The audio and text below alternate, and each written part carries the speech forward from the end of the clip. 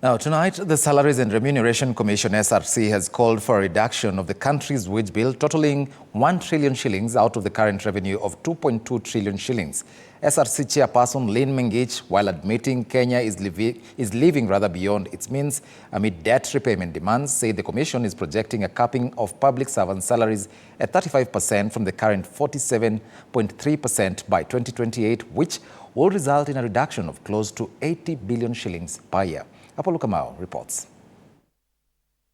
The never-ending search on how to tame the country's wage bill for close to 1 million public servants will be the subject of debate in the three-day forthcoming wage bill conference, expected to kick off on Monday at the Bomas of Kenya.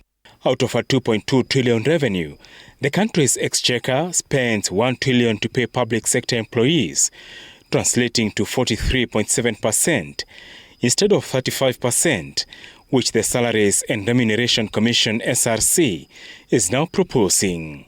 The primary outcome expected of this major conference is the commitment to reducing the public wage bill to 35% of revenue, in line with the provisions of the Public Finance Management Act 2012, and we target to achieve that by 2028.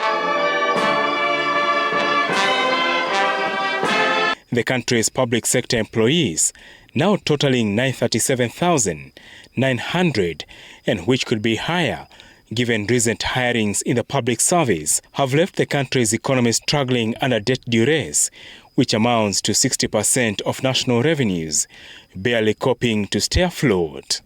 Let me just put into context what reduction from 43% to 35% means.